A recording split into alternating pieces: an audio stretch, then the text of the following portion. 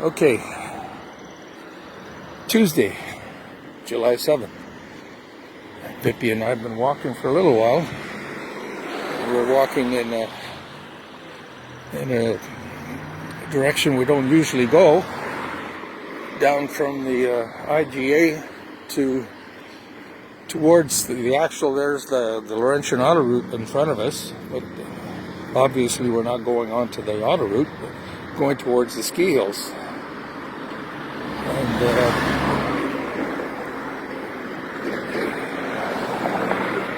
it's about 13 degrees. It's supposed to go in Montreal, it's going to go to 35 with higher humidity, according to the report I heard, the equivalent of 40 degrees. So today's going to be a bugger of a day, heat-wise. And so Pippi probably, I don't know, we'll see what the heat's like around the lunchtime for our second walk, but we're not going to go if it's too hot. Hey, Pip, this way. And I'm going to go and put another coat of Helmsman outdoor interior exterior varnish Varathane on the door. It's looking pretty good, actually, I thought. And so the second coat will go on today, maybe another one tomorrow.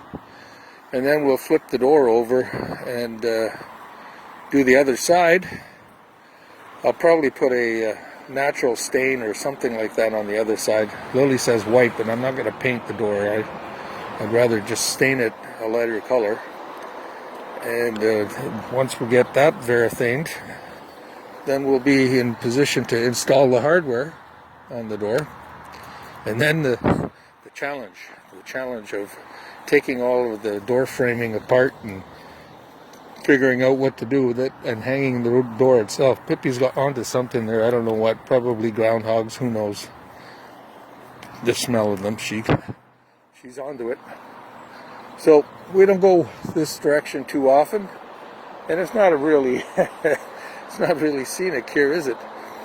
Except you can see the mountain, and I want to see this scene at night in the wintertime when they turn all the lights on, because then that's quite impressive. But I never find that we're out this way at night in the wintertime. So here we go. So what else is happening today? Well, you know, the same stupidity down in the U.S., where Donald Trump is declaring himself as a racist and a Nazi. And it's really, really very sad when you think about it.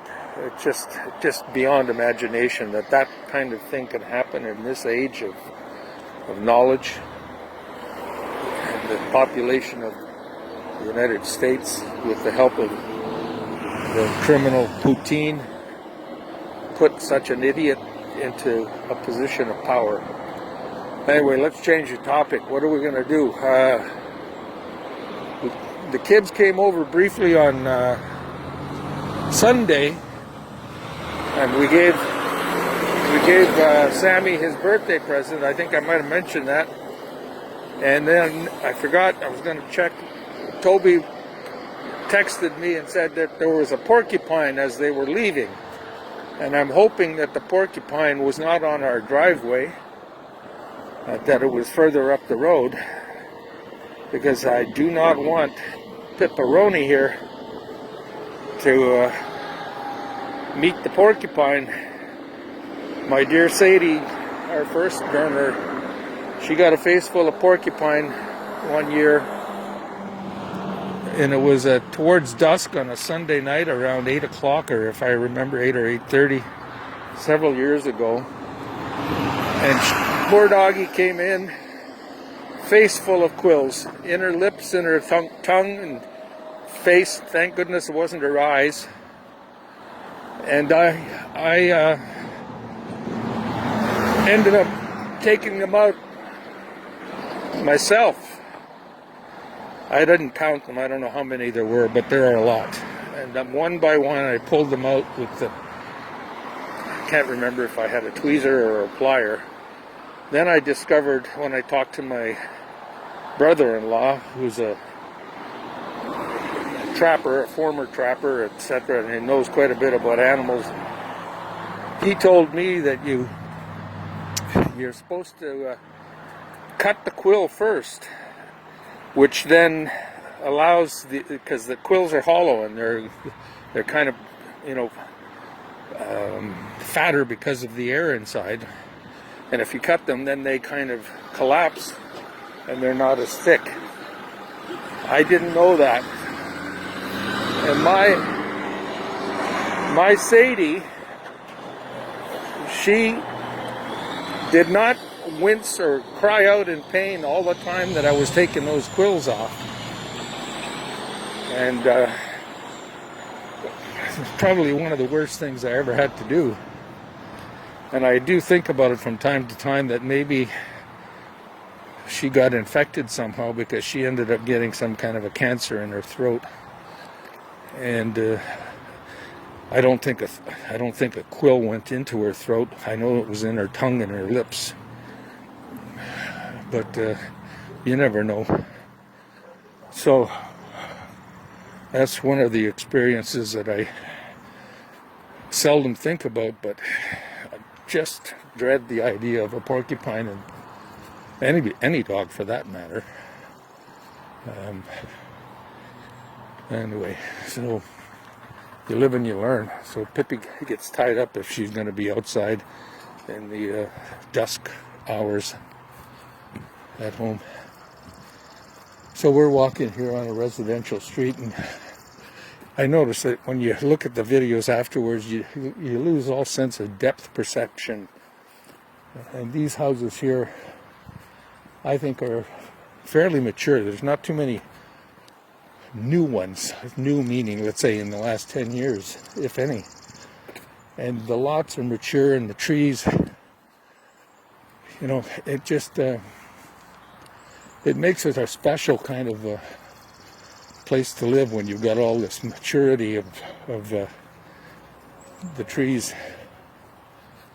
And you can tell, I mean, it's clean, even with the highway over there, which is the noise that we don't get where we are.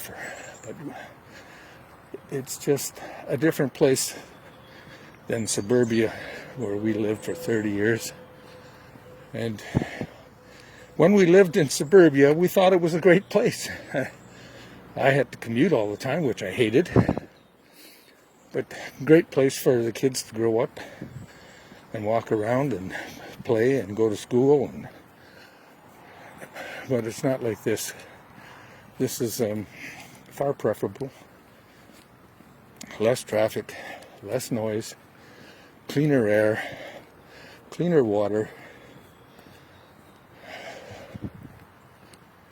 So we just went up this hill, and we're going to come to the crest here where the road has a line painted, and start going back down towards the main street. And we'll head back to the car. And I discovered that my whole jug of water spilled in the back of the car. I'm going to have to take the stuff out and make sure it dries out. I don't know what happened. Pippi and I took a drive this morning to an area where we haven't been before.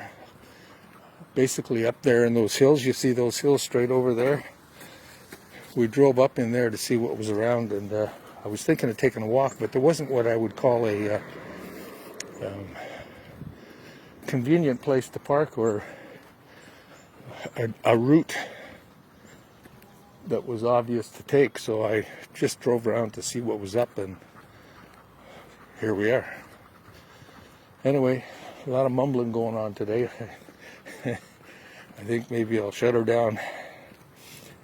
And if there's anything exciting shows up again later in the day, who knows? We'll have edition number 2 of July 7th, 2020. Okay, Pip? Hang on, Pippy.